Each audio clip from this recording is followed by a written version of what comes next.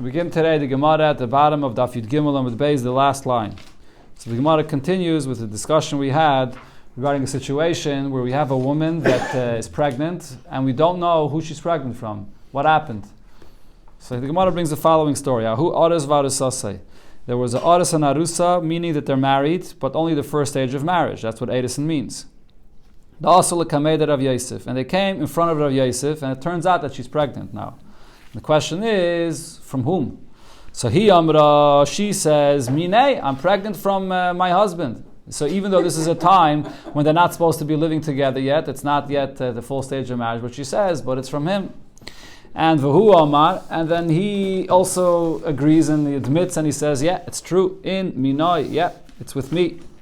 So what's the halacha here? Do we trust the both of them to say that this child is from them? Rav Yosef, so Rav Yosef says, yeah, of course. Lamai nechesh. What should we be concerned about? What should we be concerned about over here? 2 points. Chada, number one, the hakamayda. So she's saying so, and the husband that's standing here right in front of us is also admitting to this, so it's clear that she's pregnant from him. Another point here is, and this is going back to what we learned in the Mishnah, even if he would not admit, even if he was saying, I don't know, it's not for me, and so on, but nevertheless, Amar Rav Yudam Shmuel, Avidah said in the name of Shmuel regarding the whole argument we had in the Mishnah when we find a woman pregnant and we don't know who she's pregnant from, and she comes and tells us, I'm pregnant from this and this person, which is a Kayin and he's kosher, and we believe her. So halacha Rabbi Gamliel, we paskin like Rabbi Gamliel that says that we believe her. So even if her husband would not admit, nevertheless, Rabbi Gamliel says we still believe her. So in this case, for sure, we should believe her. That was Rav Yosef's psak din. So Abaye questions not the actual psak din itself, but the way he said it. Amalei Abaye. So Abaye says to Rav Yosef, what did Rav Yosef say? Rav Yosef said 2 different reasons. Rav Yosef said, number one, the husband admits. And number 2, he said, V'oid, besides that, even if the husband would not admit, we paskin like Rabbi Gamliel anyways.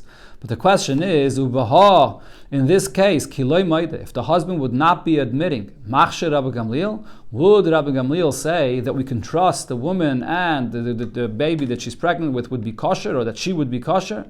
But Navaha Amalei Shmuel Rav Yehuda, Shmuel had said to Rav Yehuda the following thing, Shinana, sharp one, this is an expression the Gemara uses many times regarding Rabbi Yehuda, that he was a sharp individual. So he told him as follows, Halacha ke Rabbi Gamliel, yes, the halacha is like Rabbi Gamliel, but v'at lo tavid uvde, you should not follow and do like Rabbi Gamliel says, ad ikke roiv ksherim etzla, only in a situation where most of the people that are around her, that she could have had a relationship with, are yidden that are ksherim.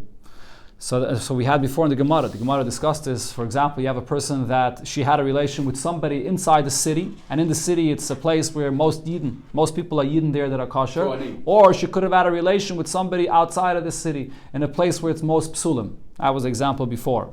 So he's saying, you only paskin like Rabbi Gamliel, that we trust her, that the person she had a relationship with someone that's kosher, if it's a case of roiv ksherim.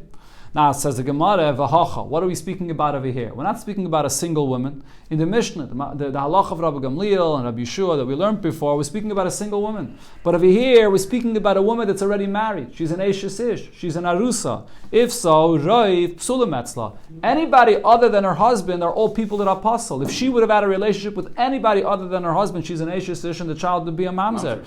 So in such a case, it's Roiv Psulim Etzla. So we wouldn't necessarily believe her, according to Rabbi Gamliel, that she had a relation with her husband and therefore the child should be kosher. So how could you say that even if the husband would not agree, still we trust her? So that Rav Yosef says back to Abaye that asked this question, according to your line of questioning. Hi gufa.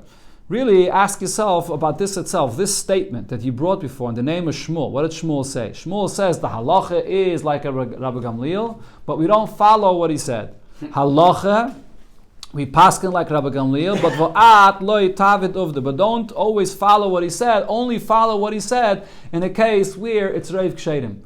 Is that really what Shmuel meant to say? According to your interpretation, it should have really been differently. It should have been that Rabbi Gamliel only gave this kula that we trust her in a case of reiv kshedim, not in a case of reiv psulim. That's what he should have said. Not that the halacha is like him, but you don't always follow him. He should have just said that Rabbi Gamliel only said his kula in a case where it's reiv kshedim. So therefore Rav Yosef offers a different shot of what Shmuel really meant to say. What are you going to say? What did Shmuel mean when he said that the halacha is like Rabbi Gamliel, but we don't follow his psak? He meant to say as follows: Ha lechatchila and ha di'eved.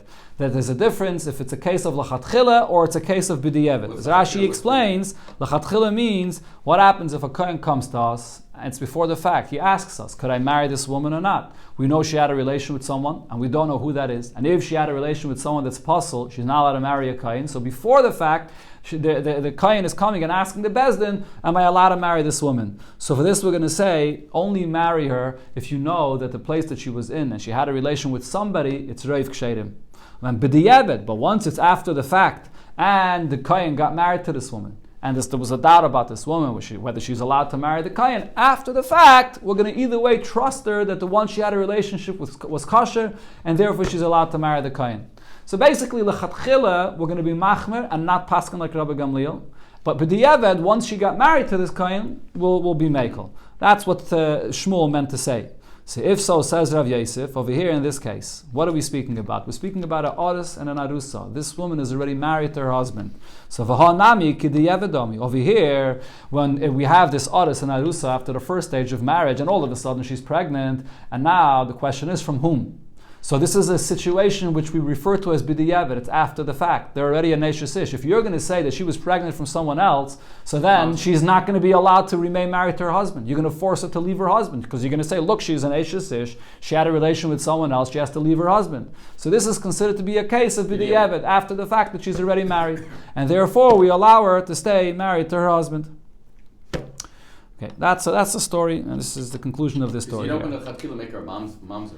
You want to say that the but the main thing that's relevant over here is also regarding the marriage, whether we allow her to stay married to her husband. Gemara now goes back to the Mishnah itself, where there was the machlokes between Rabbi Gamliel and Rabbi Yeshua regarding this case of a woman, and we don't know who she had a relationship with, and she comes and says it was with a kosher person. Rabbi Yeshua says we don't trust her. Lo mipia anu chayim. And Rabbi Gamliel says we do trust her. So just again to review the point over here, the point is that if we trust her, so according to what we learned before in the Gemara, why do we trust her? Because she has a cheskas kashrus. Because she's born with a cheskas kashrus, and we leave her with that cheskas kashrus. Rabbi Yeshua says, once we know that she had a relation with someone else, she loses her cheskas kashrus. We don't trust her anymore. That was the machlokes before. So now the Gemara asks from another Mishnah, where it seems like Rabbi Yeshua and Rabbi Gamliel say the opposite. Ramle Abaya Lerave, or the Gersi here is Lerabe.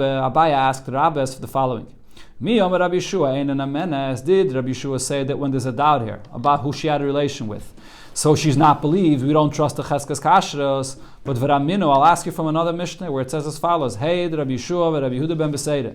Rabbi Yeshua and Rabbi Yehuda ben Beseida both testified al almonas Isa, regarding the almona of a man that's compared to an Isa. What is the translation of Isa? A dough. What's dough? Dough is made up of a mixture of ingredients.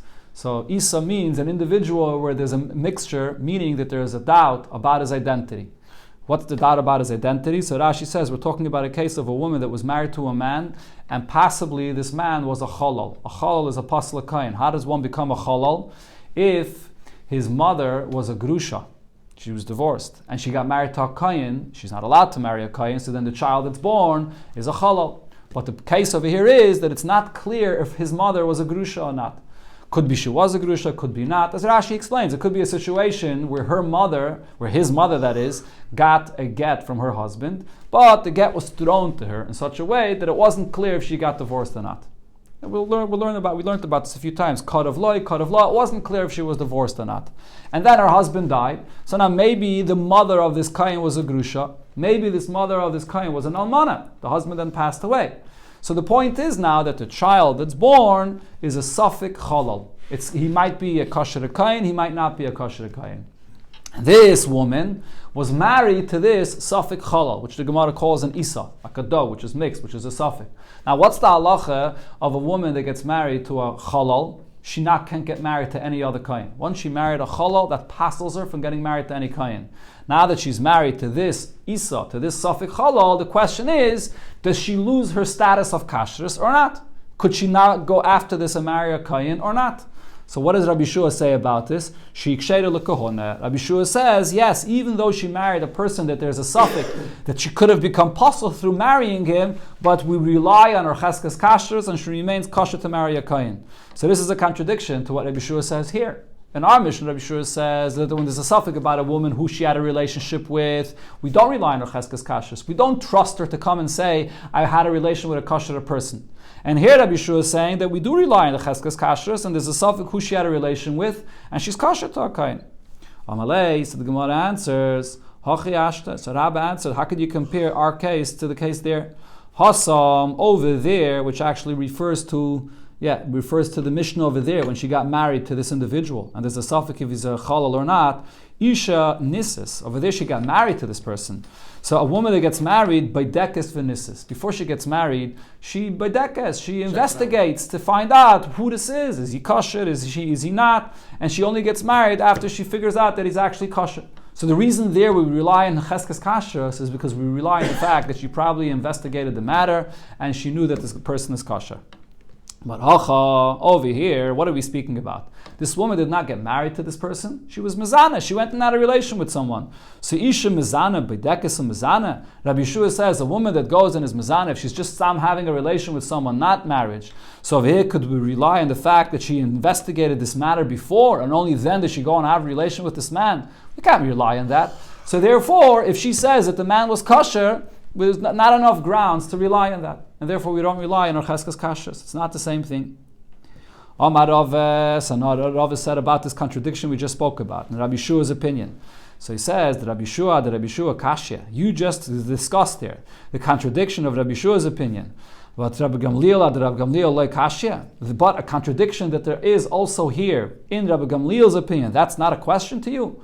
What is Gemara referring to? If you look there in that Mishnah, Rabbi Gamliel argues with Rabbi Yeshua there in that case, when she was married to somebody, and it's a suffix if he's a kosher kohen or a chalal, Rabbi Gamliel argues there as well, because V'akatani Seife, there in that Mishnah, it says as follows.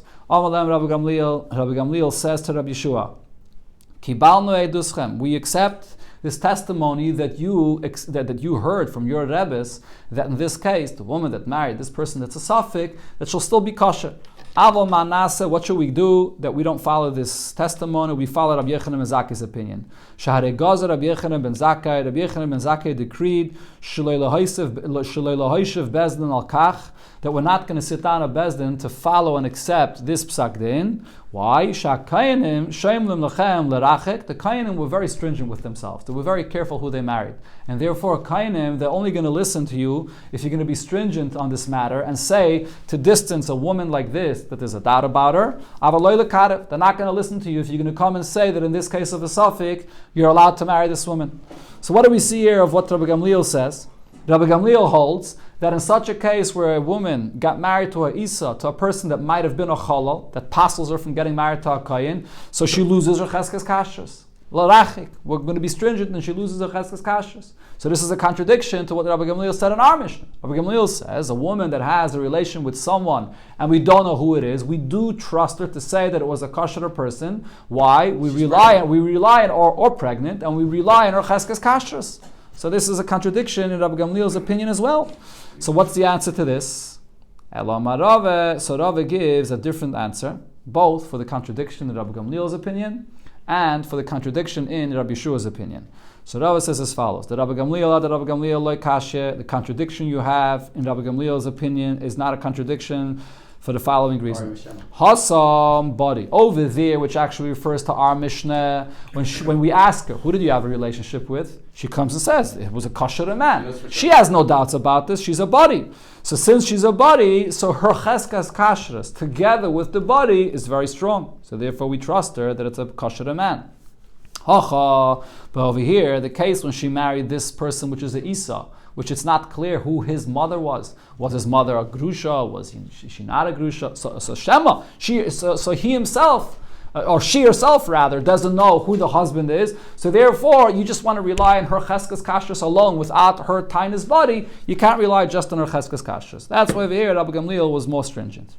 On the other hand, the Rabbi Yeshua Nami Lekashi. Rabbi Yeshua sees this in the reverse, and he has the reason why in this case over here we should be more lenient, because he says as follows: Hasam over there in the previous case, meaning the case that we had before in the Mishnah, Chatzveke. We're talking about a situation where there's one suffix, meaning that there's a man she had a relation with, and we don't know who that man is. If we were to bring that man right in front of us and we would see who he is, so then that would determine our suffix we have. Just one suffix about this man, who he is. So therefore, when there's one suffix, in such a case, Rabbi Yeshua says that you have to be very machmeh, because you have a serious doubt. You have one suffix over here regarding who the identity of this man is, and therefore, if she comes and claims that this is who it is, you're going to have to be machmeh and say that we can't follow her cheskes kashrus anymore.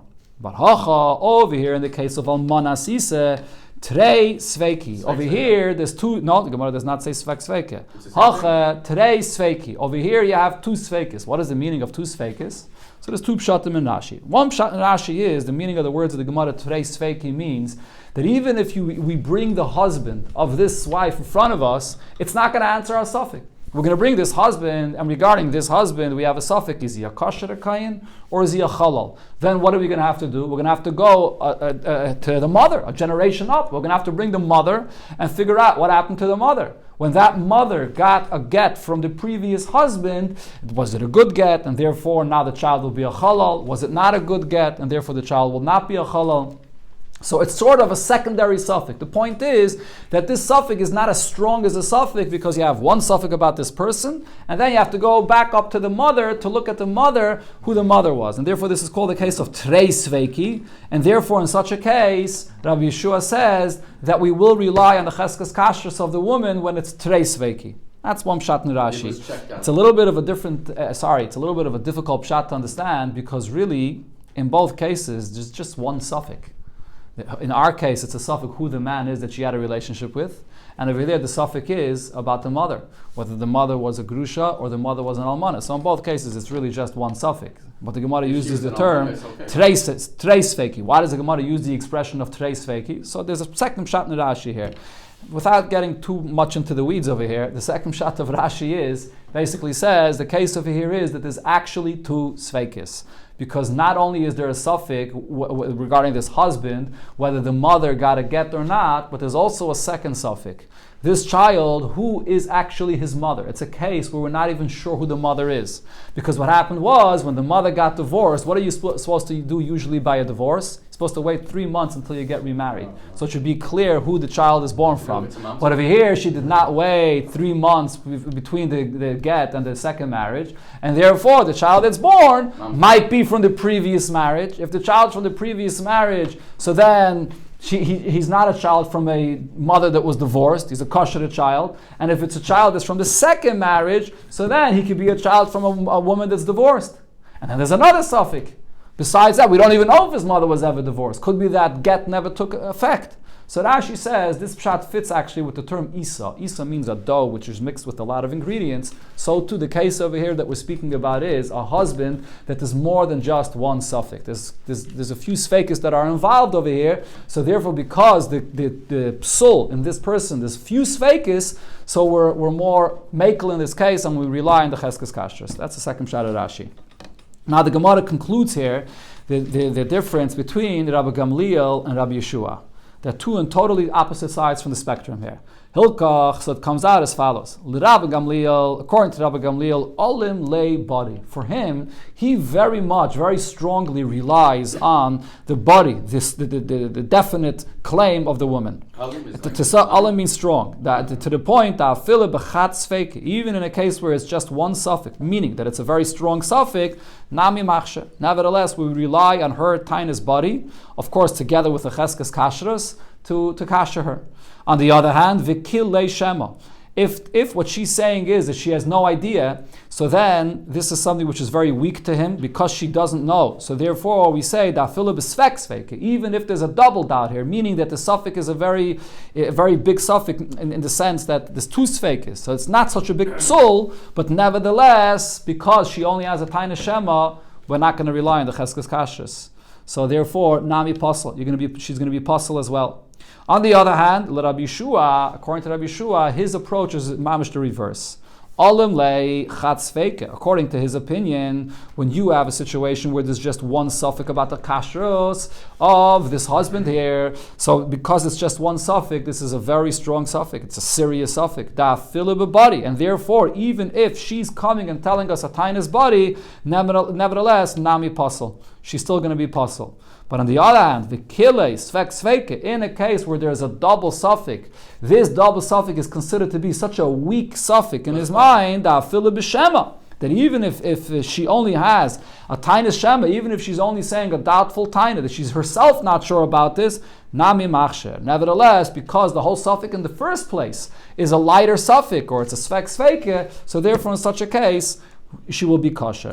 So that's the conclusion there of this inyan, that Rabbi Gamliel puts the strength on the taina. You have to look at if she has a strong taina or not. And Rabbi Yeshua says you have to look at the nature of the suffix in the first place. The whole suffix about the psul that we have here in the first place, how strong is that psul in the first place? Okay, there's a lot of discussion here in the Rishonim about this piece of Gemara. This is a very fundamental concept when you get to determining situations of sfeikis, whether you look at the tainus, you look at the body, or you look at the nature of the suffix l'chatchila before you look at any of the tainus that we have here. Okay, let's leave it at this. So going back to this case that we just quoted here from a Mishnah in Masechta Idiyos, where it talks about this almana that's married to a man that is a suffix, and again the case we were speaking about is that there's a suffix regarding the husband if he's a chalal or not, whether he's a pasal kain or not. So and what did it say there? Rabbi Yeshua said that will machsher her. She's kosher to then go married to a kain if her husband dies. So what is this case? What is this almana sisa? So the Tanakama says as follows: Kol she'ein ba loy mishum mamzeris. There's no doubt about her husband, whether he's a mamzer or not. V'loy mishum nesinis. There's no doubt about him coming from a nasan, which is another kind of a psul, which we'll learn later in the Masechta about. And loy mishum avdei melachim. And also there's no doubt that her husband may have been an evet kanani. It says avdei melachim because Rashi says this was something that was common in a certain time of history when Shlomo Melech had a lot of very rich avadim, and there were Yidden that married those avadim. Akopana, the point of here is the doubt about the husband is not any of the following. Rather, what's the doubt? So the simple pshat of the Gemara here is the doubt is only that the husband might be a chalal, and then we say that the wife will be kosher in such a kind of a case, if that's the only doubt. But if the doubt would have been about mamzeris, nesinis, or that maybe the husband was an eved, then we would not kosher her. Amar Rav Meir, so Rav Meir says, Shemaiti, I heard, Kol she'ein ba echad mikol elu, as long as the doubt that we have about the husband is not any of those that were just mentioned, masiyan l'kohona. She can go and get married to a kohen. So the Gemara will ask, it seems like Rav Meir is saying the exact same thing as the Tanakama that we just read. A third opinion here. Rab Shimon ben Elazar says, Mishom Rab Meir, also in the name of Rab Meir, a different version of what Rab Meir said. And V'chein Hoyer Rab Shimon ben Menasya in Kedvarav, Rab Shimon ben Menasya also said similar to what Rab Meir said. Ezeu almanas isa, who is this almanas isa that we said before is kosher? Kol shenitma ba safik chalal. Anytime you have a situation where there's a suffix, if this husband is a chalal or not. Okay, which also seems to be actually similar to what the Tanakama said. And then, this opinion here, Rab Shimon ben Elazar, the name of Rab Meir, adds as follows. Makirin Yisrael mamzerim shebeneyem. Yidden recognize and know amongst them who are the mamzerim. Anytime there's a person that's a mamzer, this is something that people know about. Mamzer is a serious psul, and therefore people know about this. Which would mean then that if there's a suffix about someone that's a mamzer, we don't have to be concerned about this, because if he was actually a mamzer, people would know. But but people don't necessarily know who it is that's a kayan, that's a chalal. That's a much less of a psul, and people don't necessarily know about this. Okay, which is interesting because, as the Gemara will point out soon, it looks like over here that there's a sort of a contradiction. He starts off saying, Ezel almanas isa. What's almanas isa? Almanas isa is the case where we allow this almana to get remarried to a kayan. And he says, Kol shenitma ba safik chalal, meaning anytime there's a safik chalal, we are makel, we allow it to get remarried. And then a second later he says that a chalal is a kind of a psul that people are very unaware of, so we have to be very stringent about that. So he seems like he contradicts itself. Okay, the Gemara is going to ask now, these three questions on this brisa that I just mentioned. Let's see. Omamar, so quoting again, going back to what it said here in this brisa. So the beginning of the brisa said, who is this almana sisa, this woman that's married to the husband that's a suffix, and we allow her to go and get married to a kain if her husband dies. As long as the doubt is not regarding any of these psulim here. So now, what does that mean to say? If the doubt of the psul regarding her husband is that maybe the husband is a halal, kosher. So then she could get remarried. So the question is, what should be the difference? Hanach, the Oiraisa, all these other psulim, if she gets married to any of these psulim, so then minat Torah, she's possible of getting married to a kain. As Rashi here brings the pasuk that we learn out, Kisiya le'ish zar. Anytime a woman gets married to ish zar, to someone that's pasul, and that husband dies, she can't get married to a kain. Chalal nami, a woman that married a kain, which is a chalal, dairaisa. The fact that after this she can't get married to a kain is also a psul minat Torah. It's to say we learn it from a different pasuk. As Rashi brings it, the pasuk le'chal zadei, that once a woman gets married to a kain, which is a chalal, she can't get married to any other kain. So why are we saying that if the suffix about the psul of the husband was a psul of mamzeres or any other psul, so that's something that we have to be machmer about. But if the suffix about the psul of the husband was that maybe the husband was a halal, we could be lenient about that. Why should we be more lenient? It's the same kind of a psul minat Torah. That's question one. Question two, v'su, Amar Rab Meir, when the Brisa quotes it, Rab Meir said, Shamaiti, I heard kol shein be'echad mikol eilu, that as long as you don't have any of these psulim that the Tanakama mentioned, Masiyin l'kohune, then she could get married to a kayin, hainu Tanakama. He seems to be repeating and saying the exact same thing that the Tanakama said. So the third question here is, Rab Shimon ben Elazar aimim b'shum Rab Meir v'chenoi Rab Shimon ben Menashe aimim kedvarav. So what did he say? He starts off saying, Ezel almana sisa. Who is the almana sisa that we allow her to get remarried afterwards to a kayin? Kol shenitma b'safek chalal. If the suffix about her husband is that maybe the husband was a chalal, so then we're lenient about this. That's what he says in the beginning. But then he says, Makirin Yisrael mamzerim shebeneim ve'makirin chalal shebeneim. That a mamzer is something that we should not be concerned about because everybody knows who's a mamzer. But if your husband is a chalal, that's something you should be concerned about because not everybody knows who's a chalal. So this is a contradiction here. In the beginning of the statement, they seem to be saying the opposite. If the doubt is about the husband being a chalal, then you should be careful. And now you're saying that if the doubt is about the husband being a chalal, so that's something that, again, first we were saying that if the husband is a chalal, then you don't have to be careful about that. You can be lenient about that. And now we're saying that if the husband is a chalal, you have to be very careful about that because that's something which is not necessarily known. People don't know who's a chalal. Okay, so those are three questions here on this Braisa, and the Gemara is going to give 1 point, one answer to answer all these three questions. Rabbi Yechanan says Rabbi Yechanan as follows. And so before I read this inside, let me just explain. The point the Gemara is going to say basically is there are two types of scenarios of sfeikis regarding this husband here.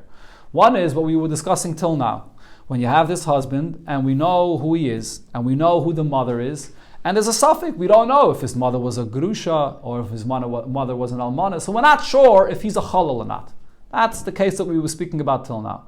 But now Rabbi Yechanan says, besides that case of almanas isa, when we know who this man is and we know what the suffix about him is, there's another situation where we don't know who the mother is. We don't know any of his background.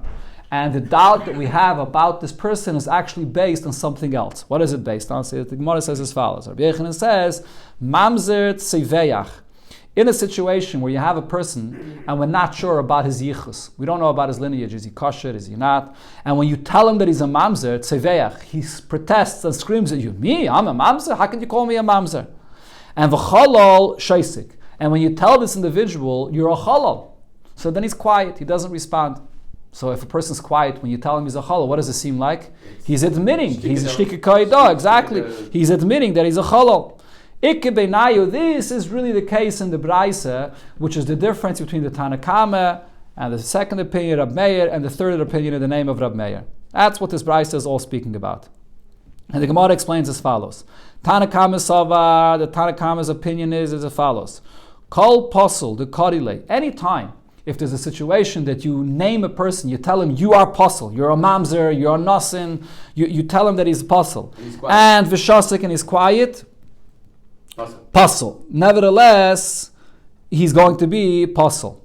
We're not going to, the fact that he's quiet is not going to be is not going to be enough of reason to rely on the fact that he's kosher. The fact that he's puzzle, the fact that he's quiet, he's still going to be puzzle. And therefore, the way to read the words of the Tanakama is as follows. The Tanakama starts off saying, what is the situation where a person is considered to be an almanas isa, and we could be machsher this almanas isa, kol she'ein ba lo yishtok mamzeres, v'lo yishtok nesinas, v'lo yishtok avdim melachim, and v'lo yishtok chalal. As long as is a situation where this is a person that when they say to him, when they say to him that he's a mamzer, or they say to him that he's a nasan, or they say to him that he's an eved or a chalal, and he's not going to be quiet, so then that's going to be a almanas isa, and he's going to be kosher. In other words, what the Gemara is saying is, I could be when I said it. One second. Could be when I said it before I made a little bit of a mistake. But the point of it here is that usually we would think that if you tell a person that he's puzzle and he's quiet, so what is that a raya for? That's a raya. That he's puzzled because he's being quiet, he's admitting, he's not reacting. So that's exactly what the Tanakhama is actually saying. What the Tanakhama is saying is this that we said before in the Mishnah, that an almanas isa is still, the wife is still going to be kosher. Why is she going to be kosher? Because it's a situation where we know who the husband is. We just have a doubt what was the status of the mother, and therefore this makes the child a safek halal. But what if it would have been a situation where we have a husband and we have no idea what the background of this husband is, and rather we come to the husband and we tell him you're a shtuki, you're a mamzer, you're a nasan, you're a halal, and he's quiet, he doesn't respond. If any kind of a psul we tell him that he's puzzle and he's quiet and doesn't respond, so then this is not going to be a case of an almanas isa that she's going to be kosher. Because if the husband is quiet, so then shtiki kaida, and in such a case we're not going to allow the wife to remarry. That's what the Tanakhama was saying. So the almanas isa is only in a case where the husband was not quiet when they were accusing him sort of and telling him that you are a person which is puzzle. Now the Kamalei Rab Meir, on this Rab Meir responded and said, Hana chud kapasale bekohol. That yes, all of these that you mentioned that are puzzle to get married into Klal Yisrael, whether the mamzer, the nasan, or an eved, if he's being told that he's any of these psulim and he's quiet, then that's taka situation where, because he's quiet, we could now know that he's probably puzzle. But if it's a situation where the husband was told that he's a chalal and he was quiet, he didn't respond, kosher. In such a case, even though he was quiet and it looks like he admitted that he was a chalal, but no, the fact that he admitted that he was quiet, we consider that to be a shtika kaidah that he admitted that he's a chalal. Why not? So the Gemara explains, you know why he was quiet? Because he doesn't care that he's being called a chalal. There's a very big difference between a person that's a mamzer and a person that's a chalal. A person that's being told that he's a mamzer, so now he's totally posted, can't get married into Klal Yisrael, can't get married to anybody. So if it would have been true that he's not a mamzer, he definitely would have protested. So if he was quiet, that's a very good proof, shtiki kaidah, that he's a mamzer. But when a person's told that he's a chalal and he's not protesting, why is he not protesting? Because he doesn't care about it. You want to call me a chalal, call me a chalal. A chalal could still marry into Klal Yisrael. He's a pasal, a kayin. He can't do the avodah in the Beis HaMikdash. But as far as marrying into Klal Yisrael, he can marry whoever he wants. So that's why the fact that he was quiet doesn't prove anything. Now, and now comes the third opinion. The third opinion says to the previous Tana that quoted in the name of Rab Meir, and he quotes in the name of Rab Meir the exact reverse.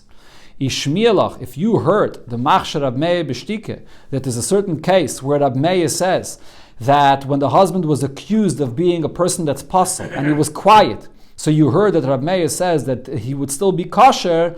So the case is actually the exact reverse of what you just said. The case is not when they accused him of being a chalal that he's quiet. that we don't accept the fact that he was quiet as meaningless because he doesn't care. Ella, the opposite. The karale mamzer v'shasik. In a case where a person was accused of being a mamzer and he's quiet, the fact that he was quiet doesn't prove anything. Why not? So the Gemara explains the exact opposite svara. Because v'hai de shasik, you know why he was quiet. Sava, because he says to himself, mamzer, kalis, like, if I was actually a mamzer, this is something that everybody knows about. So therefore, if somebody comes and accuses me of being a mamzer, why should I have to protest about this? Everybody knows who is or who isn't a mamzer. There's no reason for me to protest about this. Avol, sorry, where am I over here? Avol mamzer v'tzeveyach v'cholol shaisek. But if it was a case that when he's told that he's a mamzer, so then he protests. But when he's told that he's a cholol, that he's quiet, so the fact that he's quiet, when he's told that he's a cholol, so over here, we're going to say puzzle, that he is going to be puzzle. And v'hai the ishtik, and the reason why he was quiet, why was he quiet? Because Savar, he says to himself, Mistaye, it's enough, the fact that now this person is referring to me as a cholol, let me keep this quiet, because anyways, even if I'm being accused of being a cholol, I'm not going to be possible to get married into Klal Yisrael. And B'chlal, as we said before, if a person is told that he's a cholol, usually not everybody knows about this. So the fact that I'm being accused of being a cholol, there's no reason for me to protest about this. So the fact that he's quiet, why is he quiet? So that proves that the MS, this person is a cholol, and he wants to stay quiet about this. He figures, let this stay under the radar, and people shouldn't find out about this. So therefore, this opinion of Rab Meir says that it's the exact opposite. And that's the lashon that Rab Meir, in this opinion, was saying, that Yisrael mamzerim shebineyem ve'im makirim, chalolim makirim Yisrael mamzerim shebineyem ve'im makirim chalolim shebineyem. The mamzerim people know, so therefore if someone accuses you of being a mamzer, there's no reason to protest about this, because the person figures and says, why should I protest such a stupid... Everybody knows that I'm not a mamzer. But when a person is accused of being a cholol and he's quiet over here, the reason why he's being quiet is because the truth is he is a cholol. People don't know about it and he wants to be quiet about it. So therefore, in such a case, he's going to be puzzle. Now the Gemara brings two braises where we see these two opinions. Tani Chade, in one braise we learned, Rabbi Yosi said, some take out Rabbi Yosi, Shesaik mamzer, kosher, if when a person is accused of being a mamzer and he's quiet about this, so then the fact that he was quiet doesn't mean anything and he's still going to be kosher. Shesaik chalal pasal. But if he's accused of being a chalal and he's quiet about this, then he will be pasal. But then, v'tanya yidach, in a different brayso, we learned the exact opposite. Shesaik chalal kosher. If a person is being accused of being a chalal and he's quiet, then he's going to be kosher. And shesaik mamzer, if a person is being accused of being a mamzer and he's quiet, then he's going to be pasal. So we have here a contradiction of these two braises. So the Gemara says, this is exactly what we said before, that there are two opinions about this. Like kasha. There's no contradiction here. Ha, Tanakama aliba de Rab Meir. So the first braise is the Tanakama according to Rab Meir.